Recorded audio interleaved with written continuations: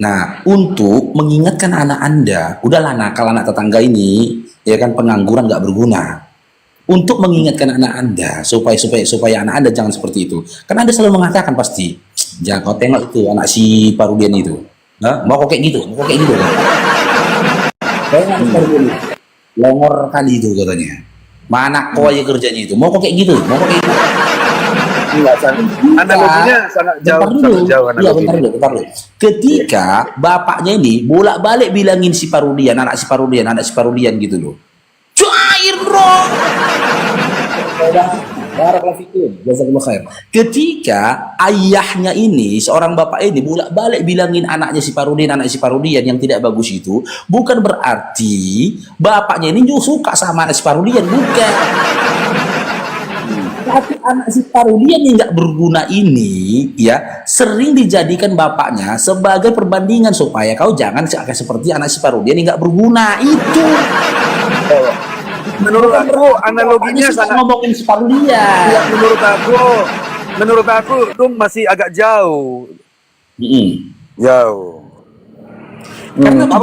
Karena gini loh, nggak bisa dipungkiri sepanjang masa ini, mulai dari zaman dulu sampai zaman kiamat dunia ini, memang Bible ini akan menjadi bahan konsumsi. Ya terserah dia mau motivasinya apa. Dalam kitab Daniel 12 ayat 4 itu banyak orang yang akan meneliti, katanya menyelidiki. Ya, nah, jadi perjanjian baru tergantung mau membacanya, dia mau olok-olok, mau menghujat, tergantung. Jadi gini ya. Yang jelas, Bible itu akan setiap saat berkumandang di pikiran orang, di mulut orang, mau itu menghina, mau itu menghujat, nggak masalah. Tapi satu-satunya kitab di bumi ini yang menjadi konsumsi semua umat, menurut aku ya, Bible nomor 1, nggak ada imbangnya. Bahkan orang Muslim yang udah punya kitab Quran, gini, 2 hari yang lewat saya berdiskusi sama seorang saudara kita Muslim. Dia lancar kali Bible, luar kepala. Ketika masuk pertanyaan kepada Quran, masalah ada sesuatu setan yang ada, tunjukkan datanya. Mau nunjukkan datanya, ada kurasa sampai 15 menit nggak dapat. Tapi di Bible bisa di luar kepala. Artinya gini loh, sesuatu yang kita masuk akal dan enak dibaca itu pasti masuk di otak. Oke, saya tanggapin ya. Iya, silakan. Gantian saya tanggapi. Jadi Bible ini dibaca, ya orang-orang banyak membaca Bible. Saya setuju. Banyak orang baca Bible, tapi bukan untuk mencari kebenaran. Untuk membandingkan sebuah kebenaran dengan sebuah kesalahan, di mana kebenaran itu dinisbatkan pada Quran, kesalahan itu diletakkan kepada Bible. Contoh,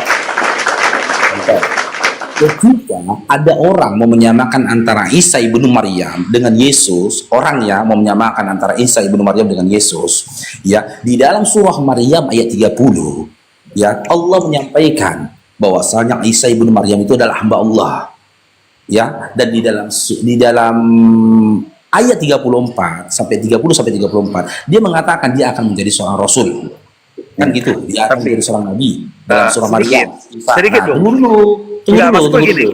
Tunggu dulu Simpson, tadi kamu ngomong kan saya diem, gantian lah kita ada. Nah, ketika orang mau mengkomparasi dengan Bible tentang Yesus, mereka mendapatkan kesamaan, di mana Yesus juga dalam Yohanes 17 nomor 3 menyatakan diri dia juga Abdullah dan seorang nabi utusan. Gitu loh. Dia tidak Tuhan gitu loh. Tapi kalau teman-teman Kristen, apa yang dibaca sama apa yang difahaminya berbeda.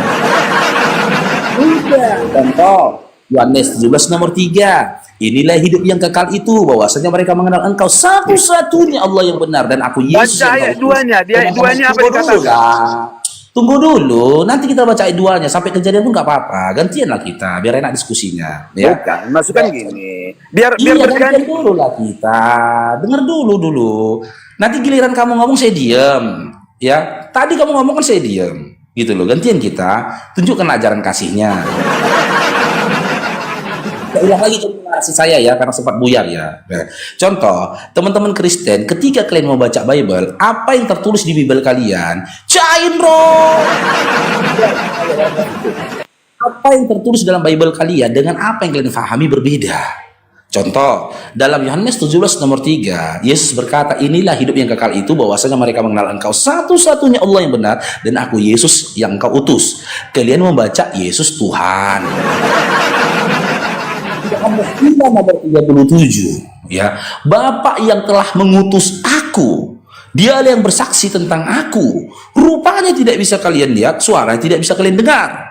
Kalian membacanya Yesus Tuhan. Markus 12:29, ketika Yesus berkata, dengarlah wahai Shema Israel, hukum yang utama ialah Tuhan Allah kita, Tuhan itu Esa, kata Yesus. Kalian memahaminya Tuhan Tritunggal. Karena pemahaman kalian berbeda dengan apa yang tertulis di Bible kalian, maka setiap lisan yang ingin memberitakan kebenaran mengajak kalian untuk percaya pada Bible kalian. Makanya terpaksa kami umat Islam sebenarnya terpaksa baca Bible kalian. Karena pemahaman kalian bertolak belakang dengan apa yang tertulis di Bible kalian.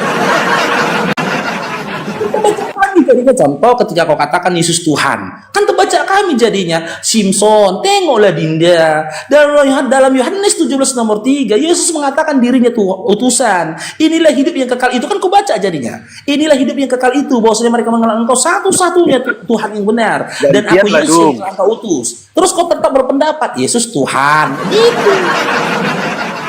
Terus ketika kau katakan Tuhan itu Tritunggal, ku bilang samamu, ku baca Bible jadinya, nggak mau. Dengar dulu Dinda, mau nggak mau ku baca Biblemu jadinya, dengar apa yang dikatakan Yesus itu dalam Markus 12 nomor 29, Simpson. Inilah kebiasaan pakai toa itu. Hukum yang utama ialah Tuhan Allah kita, Tuhan itu Esa, bukan Tritunggal. Kau memahaminya Tritunggal. Jadi sebenarnya terpaksa kami baca Bible itu guna menyadarkan kalian ya tentang apa yang kalian pahami selaras dengan Bible kalian. Cuman kalian jugul-jugul. Iya, Badung. Gitu loh. Nggak mau kalian percaya sama Bible kalian, makanya aku bilang satu pun umat Kristen nggak ada yang percaya sama Bible-nya. Maksudnya gantian, Bung.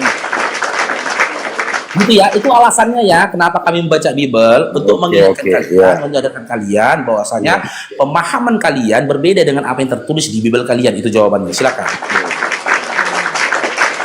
Tapi kalau bagi kami, bagi Kristen itu terserah mau Anda mau apa katakan. Tapi bagi kami dan bagi saya sendiri, yang penting Bible akan dibaca seluruh umat. Tergantung dia. Seperti kata abang tadi, apa bisa dicari kebenaran di situ? Oke bang, analoginya, kalau udah tahu paret bang, air comberan di situ, nggak akan mungkin kau cari air minum lagi di situ. Ngapain kau cari-cari lagi? Jadi satu kebodohan bagi orang ketika dia sudah tahu kitab itu nggak ada kebenaran, tapi masih membaca aja setiap hari. Jadi kalau menurut aku itu sifat orang yang usil, yang kepo dan lain sebagainya. Jadi kalau menurut aku, kalau andai kata kitab Kristen itu menurut Anda nggak ada di situ kebenaran, nggak ada bagusnya, terus apa urusan Anda? Setiap hari baca Bible, kayak kamu inilah. Dinda Simpson, jangan bilang OTAK, jangan diulangin lagi ya. Itu. Iya, nanti kena perundungan, kena benet aku nanti. Sekali lagi Anda katakan, kita turunkan. Oke? Sekali lagi dikatakan, kita turunkan. Ya, jangan. Kalaupun mau mengatakan, dalam bentuk huruf saja katakan OTAK-mu gitu ya. Ya. Maksudnya apa itu? Nanti kena benet aku, Dinda. Aduh.